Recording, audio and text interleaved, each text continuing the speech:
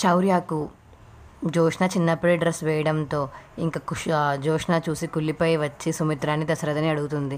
ఏంటి ఈ డ్రెస్ ఏంటి, ఎందుకు వేసారు నా డ్రెస్ అని చెప్పేసి అయితే అడుగుతుంది జోష్న. ఇక దశరథ అయితే ఏంటి ఇప్పుడు చిన్న విషయానికి అంత పెద్ద రాదంతం చేస్తున్నావు, ఏమైంది ఇప్పుడు, నువ్వేం వేసుకోవు కదా, చిన్నపిల్ల వేసుకుంటే ఏమైంది అని చెప్పేసి అయితే అంటాడు దశరథ. జ్ఞాపకంగా దాచుకున్న బట్టలు తీసుకువెళ్ళి దీప కూతురికి వేయడం ఏంటి అని చెప్పేసి అయితే జోష్న అడుగుతుంది. అవును, నీ జ్ఞాపకంగానే దాచుకున్నాం, కానీ అందులో నేను చూసుకోవచ్చని వేసామమ్మా అని చెప్పేసి అయితే సుమిత్ర అంటుంది. ఎందుకలా గొంతు చించుకుని అరుస్తున్నావు అని చెప్పేసి అయితే కార్తీక్ అంటాడు. ఆ డ్రెస్ నువ్వు వేసుకుంటావా, ఆ బొమ్మలతో నువ్వు ఆడుకుంటావా, లేదు కదా, ఏదో ముచ్చటపడి దాని మీద ప్రేమ కలిగి ఆ బట్టలు వేశారు, ఇప్పుడు ఏంటి నీకు అని చెప్పేసి అయితే కార్తీక్ అంటాడు. దీని వస్తువులు దీప కూతురికి ఇవ్వడం ఏంటి అని చెప్పేసి పారిజాతం అడుగుతుంటే ఇక కార్తీక్ దీప కూతురు అనుకు, శౌర్య నా కూతురు కూడా అని చెప్పేసి అయితే కార్తీక్ అంటాడు. ఆవిడ మా మేనత్త, ఈయన మా మేనన్న, నా మీద అభిమానంతో మా కూతురికి ఏదో ముచ్చటపడి బట్టలు వేశారు, దానికి ఇంత రాతంతం చేస్తున్నారు ఇప్పుడు ఏంటి అని చెప్పేసి కార్తీక్ అంటాడు. అదే శౌర్యకు కాకుండా ఇంకెవరికన్నా ఇస్తే ఇలాగే రాదంతం చేస్తావా అని చెప్పేసి అయితే కార్తీక్ అంటాడు. రోడ్డును పోయే వాళ్ళు ఎవరికి ఇష్టం ఎంత బాధపడేదాన్ని కాదు బావా, కానీ నన్ను నా ప్రాణాలే తీద్దామని చెప్పేసి ప్రయత్నించిన వాళ్ళ కూతురికి కూడా నాకు నచ్చలేదు అని చెప్పేసి శౌర్య గురించి జోష్న అయితే అంటుంది.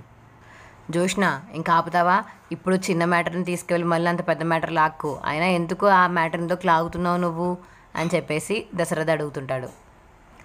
దాని మీద మాకు ప్రత్యేకమైన అభిమానం ఉంది, ఆ శౌర్య అంటే మాకు చాలా ఇష్టం, అందుకనే ఇచ్చాము అని చెప్పి దశరథ అయితే అంటాడు. అవునే, నేనే దానికి డ్రెస్ వేశాను, ఇదంటే నాకు ఇష్టం, నీ బొమ్మలను నేనే చూపించాను, అందుకే తీసుకుని ఆడుకుంటుంది, ఇప్పుడు నీకు ఉపయోగం లేనిది అది వేసుకుంటే తప్పేముంది చెప్పు అని చెప్పేసి అయితే సుమిత్ర అడుగుతుంటే ఇంకా జోష్న అయితే నువ్వు 100% కరెక్ట్ మమ్మీ, చాలా కరెక్ట్గా చెప్పావు, ఎలాగో అవసరం లేదు కదా ఉండైతే అని చెప్పేసి ఆ సామాన్లన్నీ తీసి బయటికి విసిరేస్తూ ఉంటుంది జోష్న అయితే.